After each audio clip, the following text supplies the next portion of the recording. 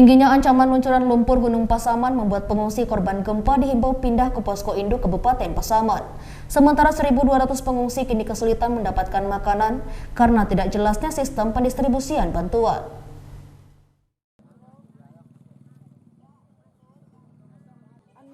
Ribuan korban gempa warga Nagari Malampah, Kecamatan Tikon Nagari, Kabupaten Pasaman, Sumatera Barat, yang sebelumnya mengungsi tersebar di perbukitan dan perkebunan sawit, tak jauh dari rumahnya, pindah mengungsi ke posko kantor kecamatan. Pengungsi yang berharap dapat bantuan makanan dan kebutuhan di pengungsian harus kecewa karena pendistribusian bantuan yang belum merata. Selain tenda pengungsi, posko induk di kantor kecamatan juga menyediakan posko relawan dan dapur umum, namun masih minimnya fasilitas dan tenaga, membuat dapur umum belum dapat memenuhi kebutuhan seluruh pengungsi.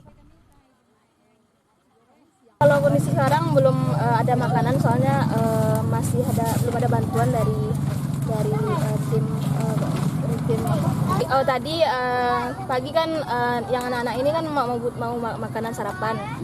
Yang dikasihnya, sedangkan anak-anak kan sini kan banyak, tapi ada juga yang dikasihnya roti itu cuman nggak mencukupi lah untuk anak-anak yang di sini gitu. Soalnya kan anak-anak kan di sini banyak.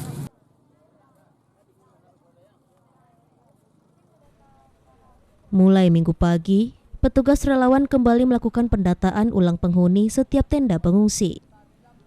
Petugas akan bekerja maksimal serta evaluasi agar semua pengungsi mendapatkan bantuan yang dibutuhkan.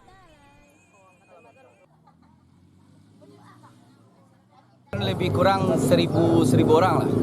Kalau kami seperti ini aja, ada misalnya donatur, ya, ada donatur yang masuk, yang nyumbang ke kami atas nama Karang Taruna untuk didistribusikan. Kamilah yang Karang Taruna mendistribusikan. Di luar daripada itu bukan gawe kami gitu. Enggak, kami bikin posko sendiri atas inisiatif sendiri. Kalau yang di posko, Bang? Ya, posko kami di sini. Enggak, kalau posko yang di posko utama itu ini, di luar tanggung jawab kami karena kami bukan pemerintahan ya. Dari Pasaman, Sumatera Barat, Wahyu Sikumbang, iNews melaporkan.